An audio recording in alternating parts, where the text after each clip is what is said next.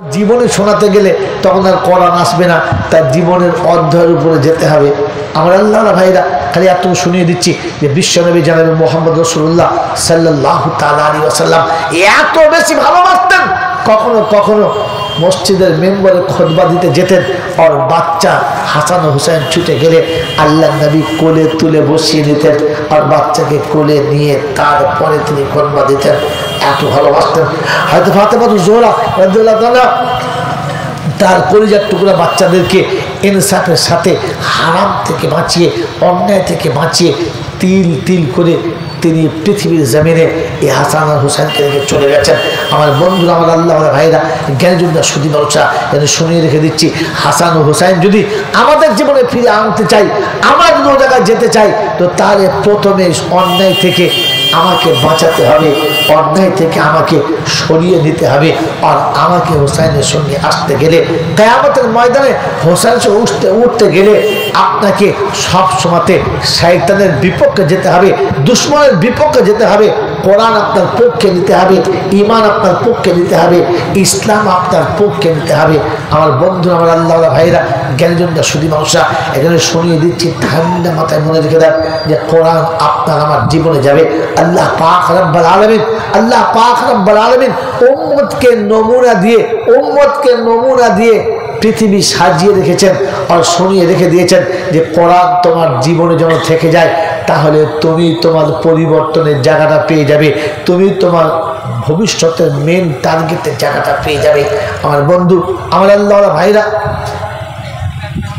জ্ঞানীজনরা, বুদ্ধিজীবীরা, আল্লাহ পাক রব্বুল আলামিন আপনাকে আমাকে, আল্লাহ পাক রব্বুল আলামিন আপনাকে আমাকে শুনিয়ে দিয়েছেন, ইয়া আইয়ুহান নাস ইত্তাকু রাব্বাকুম ওয়াকশাউ ইয়াওমান লা ইয়াজজি ওয়ালিদুন আন ওয়ালাদিহি ওয়ালা মাউলুদুন হুয়া জাযিন আন ওয়ালিদিহি শাইয়্যা ইন্না ওয়া'দাল্লাহি হাক্কুন ফালা তাগুররান্নাকুমুল হায়াতুদ দুনিয়া ওয়ালা ইয়াগুররান্নাকুম বিল্লাহিল গারুর।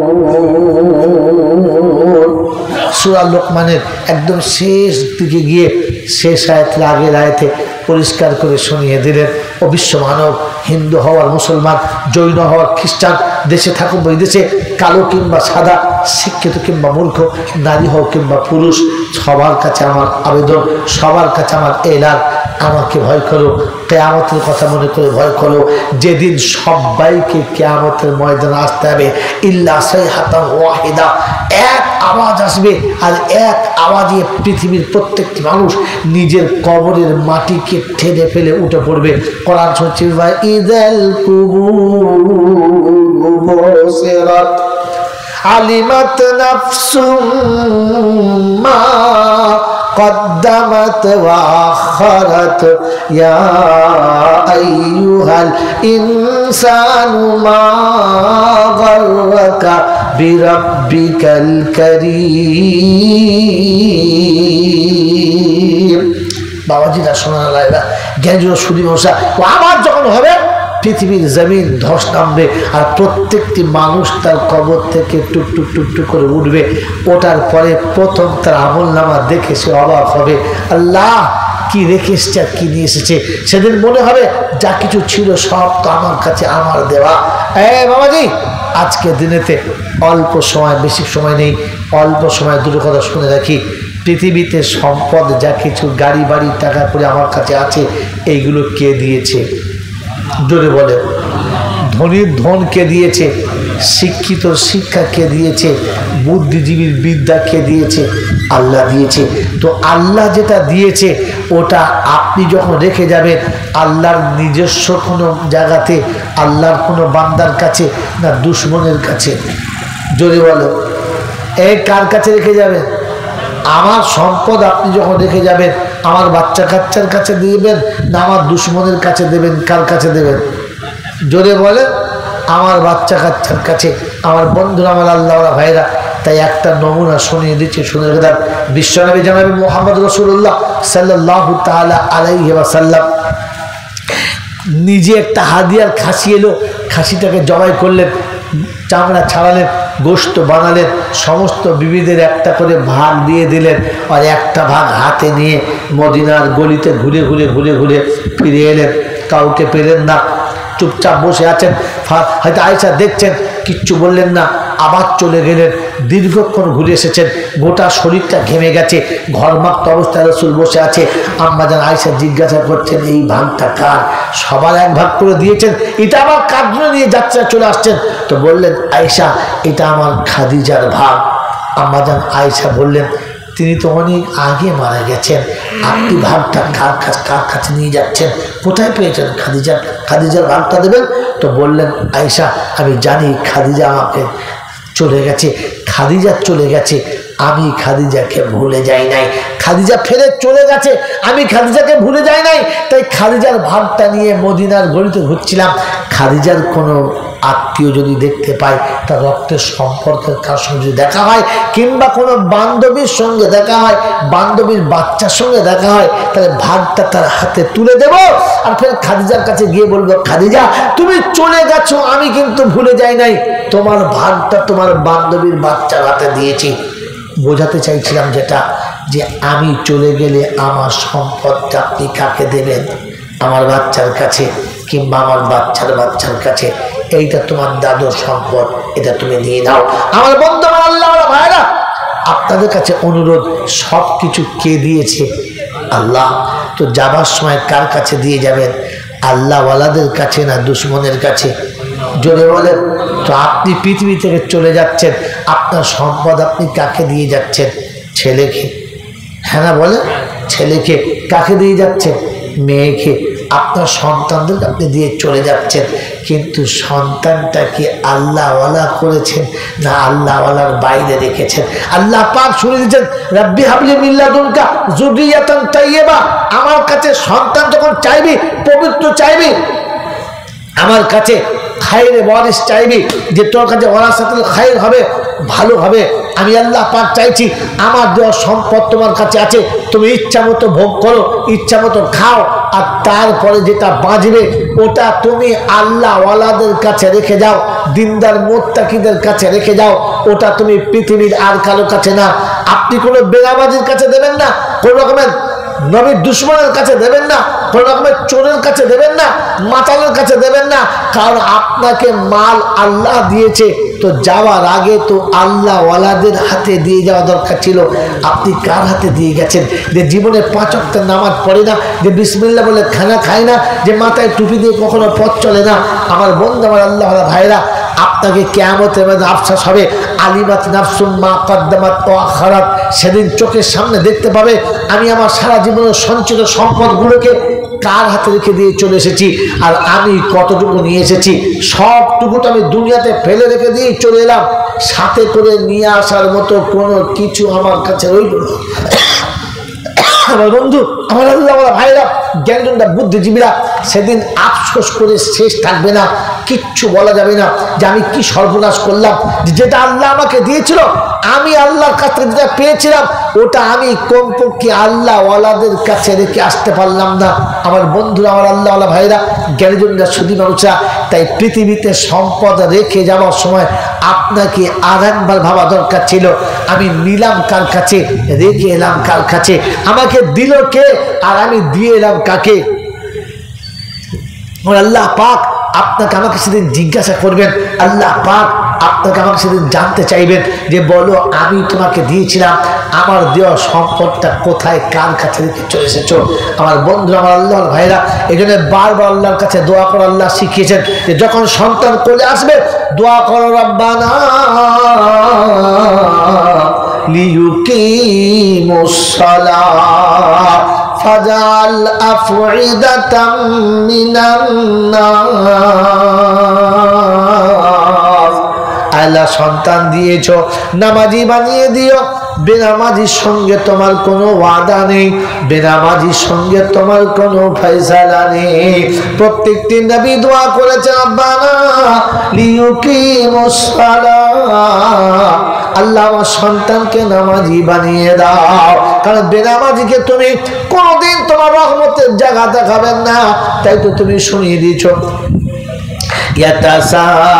في جنات يتساءلون عن المجرمين ما سلككم في سقر قالوا لم نك من المصلين ولم نك نطعم المسكين وكنا نخوض مع الخائضين وكنا نكذب بيوم الدين حتى আতানাল ইয়াকিন।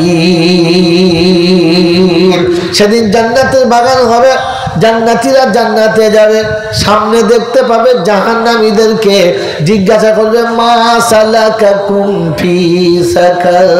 শিক্ষাগত দক্ষতা ভালোই ছিল, জ্ঞানগম্য ভালোই ছিল, দুনিয়ার জমিনে তোমার স্ট্যাটাস ভালোই ছিল, সব জায়গাতে তোমার নাম ছিল, আজকে কেন জাহান্নামে গেলে বলো? সেদিন একটাই জবাব দেবে লাম নাকু মিনাল মুসাল্লিন। ভাইরা আমার কাছে বুদ্ধি অনেক ছিল, জ্ঞান গরিমা ভালোই ছিল, দক্ষতা যোগ্যতা সব ছিল, শুধু খালি নামাজ ছিল না বলে এ জায়গায় আসতে হলো। আমার বন্ধুরা, আমার আল্লাহওয়ালা ভাইরা, কোরআন শুনিয়ে দিয়েছে আলিমাত নাফসুম মা কদ্দামাত ওয়া আখারাত। বলো আল্লাহ পাক রব্বুল আলামিন জানতে চাইছে সেদিন নিজে নিজে আফসোস হবে, কি এলাম আর কি নিয়ে এলাম। ক্লাব ঘরে সময় কাটালাম, পঞ্চায়েত অফিসে সময় কাটালাম, চায়ের দোকানে সময় কাটালাম, বাজারে সময় কাটালাম, আমি আমার আল্লাহর ঘরে সময়টা লাগাতে পারলাম না, রাসূলের কারখানায় সময়টা লাগাতে পারলাম না, কোরআন সামনে নিয়ে বসতে পারলাম না, দ্বীনি মাহফিলে বসতে পারলাম না। আফসোস সেদিন হবে রব্বানা, আজকের দিনে তো আমার জন্য করার কিচ্ছু নেই, আজকের দিনে আমার জন্য বলার কিচ্ছু নেই। আজ হারিয়ে ফেলেছে। আল্লাহ পাক শুনছে আইয়ুহাল ইনসান মা গাররাকা বিরাব্বিকাল কারীম। মানুষরে আমি তোকে এত সুন্দর করে বানালাম, কে তোকে ধোকায় ফেললো? কার ভালোবাসায় পড়ে গেলি, কার মোহাব্বতে জড়িয়ে গেলি, আমাকে ভুলে গেলি। আমি যদি চক্ষু না দিতাম পৃথিবীর কিছুই দেখতে পেতিস না, আমি যদি পদযুগল না দিতাম পৃথিবীর কোনো জায়গাতে তোমার যাওয়া হতো না, অন্ধ হয়ে বসে থাকতে হতো, অচল হয়ে গোটা জীবন বসে থাকতে হতো, পৃথিবীর কোনো দর্শন তোমার চোখেতে আসতো না। আমি যে আল্লাহ সব দিয়েছি, এমন আল্লাহকে তোমাকে কে ভুলিয়ে দিয়েছে? কার পাল্লায় পড়েছ? তাই কোরআন শুনতে ফালা তাগুররান্নাকুমুল হায়াতুদ দুনিয়া ওয়ালা ইয়াগুররান্নাকুম বিল্লাহিল গারুর। দুনিয়ার জীবন যেন তোমাকে ধোকায় ফেলে না দেয়, দুনিয়ার জীবন যেন তোমাকে অন্ধকারে ঠেলে না দেয়, যেদিন তুমি তোমার অন্ধকার থেকে বার হতে পারবে না। বাপজিরা, সোনারা, লালেরা, জ্ঞানীজনরা, সুধী মানুষেরা, আমার সোনামণি মায়েরা, বোনেরা, রাতের অন্ধকারে এতটা কষ্ট করে বসে রয়েছি, একবার রবের কাছে জিজ্ঞাসা করি রব্বানা, বিবিরও হতে পারলাম না, যে বিবির হওয়ার জন্য তোমাকে ছেড়েছিলাম, যে বিবির কাছে থাকার জন্য তোমাকে ছেড়েছিলাম, ও বিবি আমাকে ছেড়ে চলে গেছে। যে বাচ্চার জন্য আমি তোমাকে ভুলে গিয়েছিলাম, ও বাচ্চা আমাকে ভুলে গেছে। যে সম্পদের জন্য আমি আল্লাহ তোমার হতে পারলাম না, সম্পদ হাতছাড়া হয়ে গেছে, এখন সম্পদও নাই, সন্তানও নাই, বিবিও নাই। এখন কাঞ্চার বলছে ওয়ামান আযলামু মিম্মান মানা মাসাজিদাল্লাহ।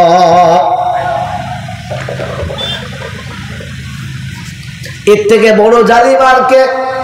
যে মসজিদ থেকে আমার বান্দাকে সরিয়েছে, আমার ঘর থেকে আমার বান্দাকে সরিয়েছে, আমার রাস্তা থেকে আমার বান্দাকে সরিয়ে দিয়েছে। ওয়ামান আযলামু মিম্মান মানা মাসাজিদাল্লাহ আইয়ুযকারা ফীহা ইসমুহু। ঘন্টার পর ঘন্টা চায়ের দোকানে কেটে গেছে, বন্ধুদের আড্ডাতে কেটে গেছে, বান্ধবীদের আড্ডাতে কেটে গেছে। কখনো একবারও আল্লাহর হুকুম নবীর তরিকাটা ভাবলাম না, ইসলাম জীবনে আসবে কিনা, আমি কবরে যাবার আগে কি নিয়ে যাব, এটা ভাবার জন্য কোনোদিন সময় কাটাতে পারলাম না। আমার বাবাজিন, আমার শোনাচ্ছেন বন্ধুরা, আমার আল্লাহওয়ালা ভাইরা কোরআন শুনে ফাআম্মা মান তাগা وآثر الحياة الدنيا فإن الجحيم هي المأوى وأما من خاف مقام ربه ونهى النفس عن الهوى فإن الجنة هي المأوى। মন যেটা চেয়েছে, যেটা নিজের ইচ্ছা গেছে, যেটা নিজে ভালো মনে করেছি, এইগুলোকে ত্যাগ করে রব যেটা চেয়েছে, আল্লাহ যেটা পছন্দ করে, আল্লাহর হুকুমের উপরে আমি আমার জীবন যখন কাটাবো, আল্লাহ শুনে দিয়েছে আম্মা আমার খাফা, আমার ভয়ে যারা পৃথিবীর কোনো আশা পূরণ করে নাই, পৃথিবীর কোনো ইচ্ছাকে পূরণ করে নাই, আমি তাদের জন্য জান্নাতে ঠিকানা বানিয়েছি। যারা দুনিয়া তাদের কাছে বড় হয়ে গেছে, দুনিয়াকে যারা আপন করে নিয়েছে, আখিরাত যাদের কাছে আপন হলো না, ও যত ভালো হোক আর যাই হোক না কেন, জান্নাতে তাদের ঠিকানা হবে না। বাবাজিরা, সোনার লালেরা বলেন, আমার কাছে আখিরাত বড় না দুনিয়া বড়? জোরে বলেন। আখিরাত হলো সব থেকে বড়, আখিরাত হলো সব থেকে বড়। নমুনা কি? শুরু থেকে আমি এই লাইনে যাচ্ছিলাম কিন্তু কেটে দিলে। বলেন বলেন, নমুনা কি? যদি কেউ বুঝতে পারে এই ছাগল, ধাড়ি ছাগলটা বেচে দিলে একটা দারুণ দুধের গাই পাওয়া যাবে, তো ছাগলটা বেচবে না বেচবে না? বেচে দেবে। আর যদি কেউ মনে মনে করে এই দুধের গাইটা বেচে দিলে একটা বকরি পাওয়া যাবে, তো গাই বেচবে?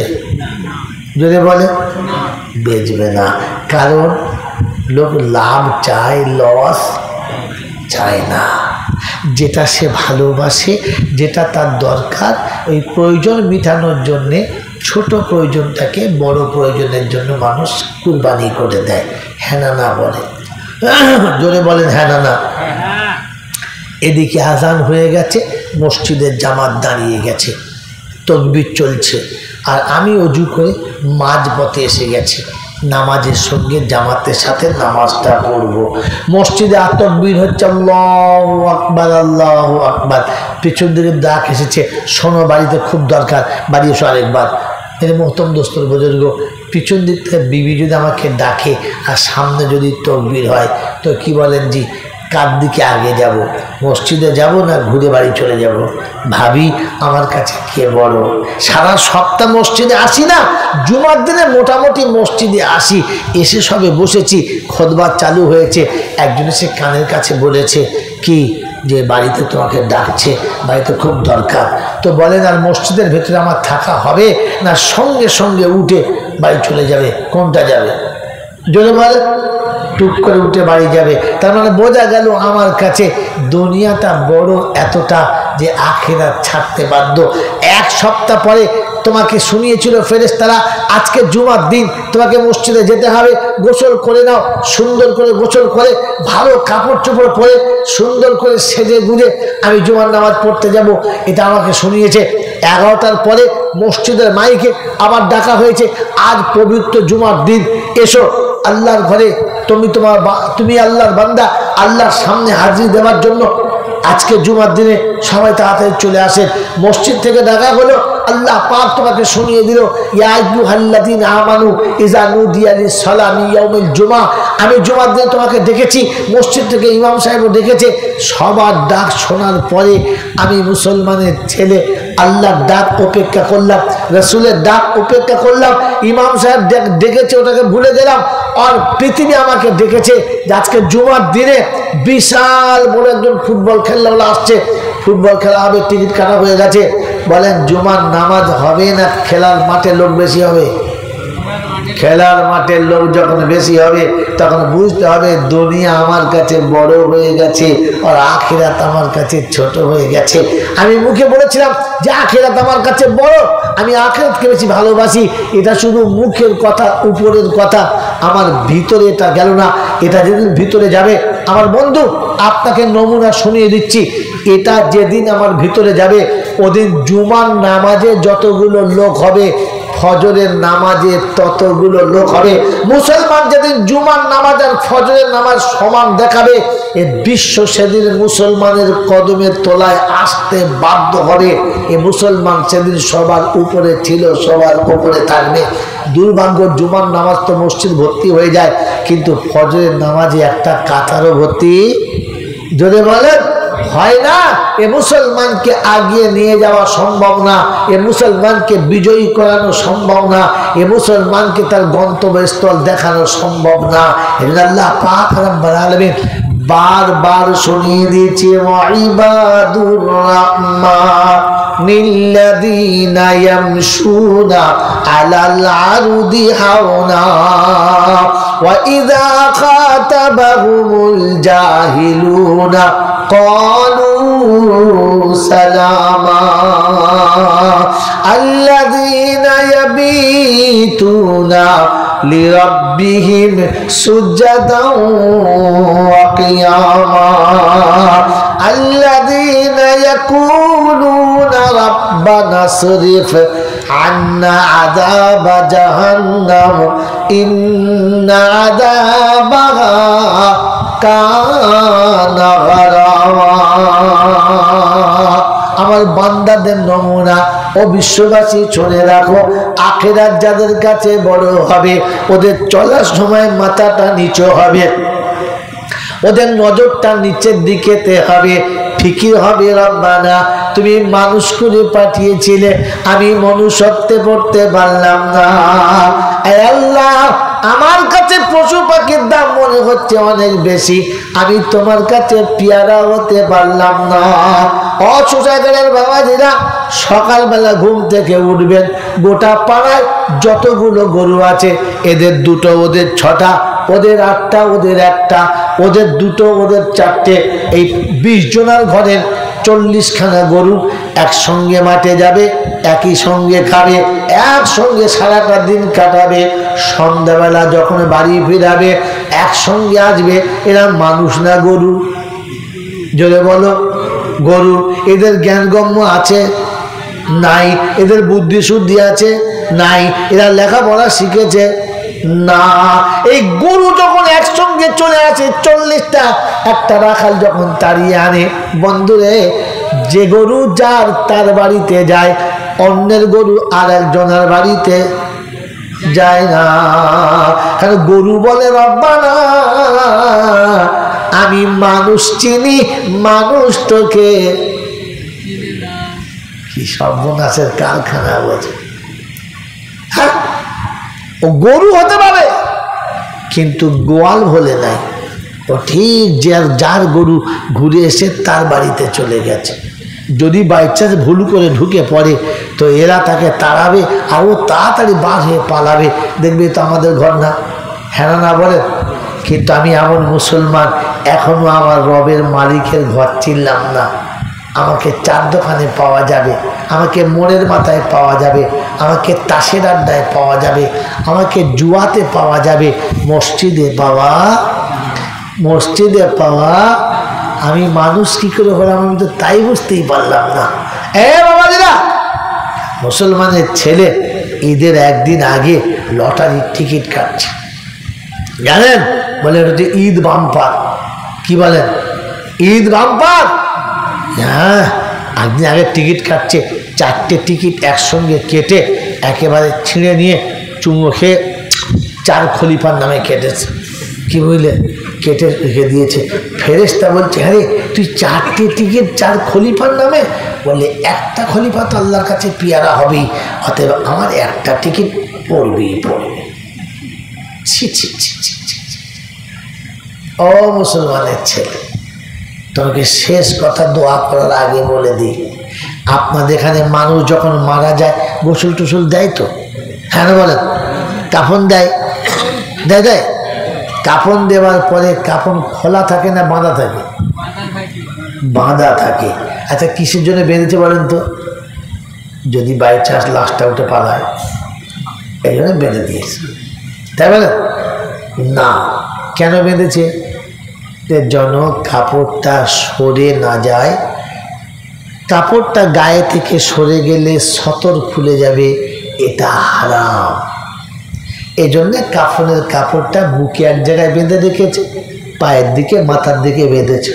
কিন্তু যখন কবরে শুইয়ে দিয়েছে তখন বাঁধনগুলো ছিল না, খুলে দিয়েছে। কেন বলেন তো? কেন ফেরেশতারা তো আর দড়ি ফড়ি বাঁধতে জানে না, ওসব ফেরেশতারা জানে, যেটা বলে। এই জন্য এরা আগে থেকে খুলে দিয়েছে। আমি জানতাম না, তখন মাসায় সবে পড়ছি, ছেলে মানুষ। একজনকে জিজ্ঞাসা করলাম, চাচা, বলে কি? মাইয়েতের মুখ খুলে কি বলে? বলছে কিছুই বলে না বাবা, মুখটা খুলে একবার দুনিয়াটা দেখিয়ে দেয়, জন্মের মতো চলে যাচ্ছে, শেষ দেখা দেখে নেয়। আরে হ্যাঁ, তা হতে পারে, ছেলে মানুষ। এখন বুঝলুম যে ঢ্যাঁড়স কিচ্ছু জানে না। কি বললেন জি? ও জানেও না আর সত্যটা আমাকে বলেও না।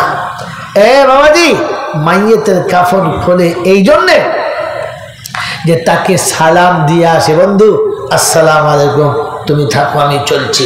এই জন্য কাফনের মুখটা খুলে আর কাপড়ের বাঁধনগুলো খুলে কবরে শুইয়ে দেয়।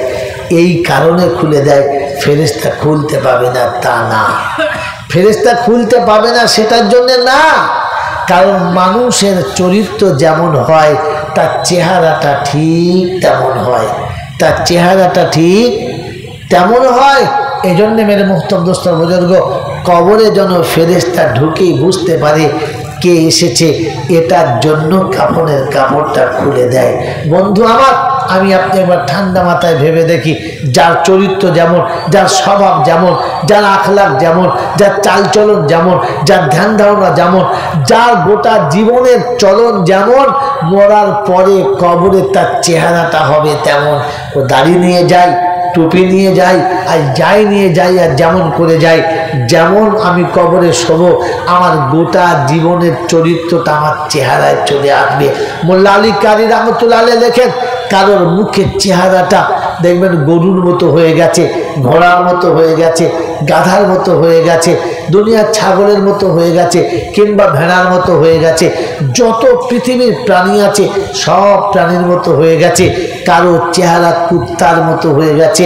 আর লিখতে লিখতে শেষে গিয়ে খুব কষ্টের সঙ্গে লিখেছে যে অনেকের চেহারা কবরে যাওয়ার পরে শুয়োরের মতো হয়ে যায়।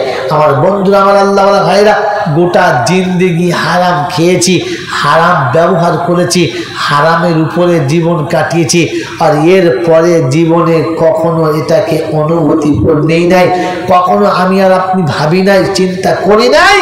তো তাহলে মরার পরে আমার চেহারাটা ওই রকম হয়ে যাবে যে চেহারার নাম নিতে বড় লজ্জা লাগে। আমার বন্ধুরা, আমার আল্লাহওয়ালা ভাইরা, জ্ঞানীজনরা, সুধী মানুষেরা, আমার সোনামণি মায়েরা, বোনেরা, ওই যে গুনিয়াতুত তালিবিন বলছিলাম, বড় পীর আব্দুল কাদের জিলানী রহমতুল্লাহ আলাইহি লেখা এই কিতাবেতে রয়েছে, এবং বাংলা জমিনের বিখ্যাত আলেম আল্লামা রুহুল আমিন সাহেব রহমতুল্লাহ আলাইহি ফতোয়া আমিনিয়া লিখেছেন, কোন মুসলমান যদি বিড়ি খায় তো বউ তালাক হয়ে গেছে, আগামীতে বাচ্চাগুলো সব হারামি হবে, তাই তাড়াতাড়ি যেন বিয়েটা পড়িয়ে নেয়। আমার বন্ধু, আমার আল্লাহওয়ালা ভাইরা, গানকে শুনি নাই বলেন, কে শুনি নাই বলেন, কার শোনা হয় নাই, সবার হয়ে গেছে। কিন্তু কি হবে তাহলে? আমার আল্লাহওয়ালা ভাইরা, এই মশলাটাকে তিনি বড় সহজ করে দিয়েছেন, কিন্তু মশলাটা পেঁচিটা ছিল। সেটা হলো এই, কোনো মুসলমান যদি হারামকে হারাম মনে না করে, হারামটাকে হালাল মনে করে, তাহলে তার ঈমান শেষ হয়ে গেছে। তার ঈমান যদি বলেন শেষ হয়ে গেছে, আর ঈমান যখন শেষ হয়ে যাবে তখন বিয়ে অটোমেটিক শেষ হয়ে যাবে, আর আগামীতে বাচ্চা কিন্তু সব যদি বলেন অবৈধ হবে। আমার বন্ধু, আমার আল্লাহওয়ালা ভাইরা, জ্ঞানীজনরা, সুধী মানুষরা, বলেন আমরা হারামকে হারাম মনে করি কি করি না? যদি বলেন হারাম মনে করি তো ইনশাল্লাহ। হারামকে হারাম মনে করি, হালালকে হালাল মনে করি, হালালটাকে হারাম মনে করি না, আর হারামটাকে হালাল মনে করি না। তো তাহলে ঈমান এখনো বেঁচে আছে, জড়ালো না হলেও ধুক ধুক ধুক ধুক করছে, বেঁচে আছে। বলেন না হারাম যদি আমার কাছে হালাল হয়ে যায় তাহলে ঈমান দুনিয়াতেই শেষ হয়ে গেছে। আমার বন্ধু কবরে যাওয়ার আগে জমজমের পানি দিয়ে গোসল হবে। বিখ্যাত ইমাম কাবার ইমাম আমার জানাজা পড়ে দেবে। দেশের কমপক্ষে 10,000 আলেম আমার জানাজা শরীক হবে। কবরের কাছে দাঁড়িয়ে 40 জন হাফেজে কোরআন শরীফ পড়ে দেবে। ঈমান নিয়ে কবরে যাবে, তবে তো এরা পাবে, তবে তো দোয়াটা পাবে, তবে তো কাজ হবে। ঈমান নিয়ে যদি না যাওয়া হয় আমার বন্ধু তাহলে বড় মুশকিল আছে। তাই একটা শেষ কথা বলে দিচ্ছি ক্লান্ত কণ্ঠে আপনাদের কাছে, একটা শেষ কথা বলে দিচ্ছি। মুসলমানের জন্য মরা গরু খাওয়া জায়েজ আছে? হ্যাঁ, হাঁস মরে গেলে খাওয়া জায়েজ আছে? মুরগি মরে গেলে খাওয়া জায়েজ আছে? আছে। আপনি জানেন না তাই বলে দিলেন সব কথাটাই না। মুমিন মুসলমানের কাছে, মুসলমানের জন্য মরা প্রাণীর গোশত খাওয়া জায়েজ আছে।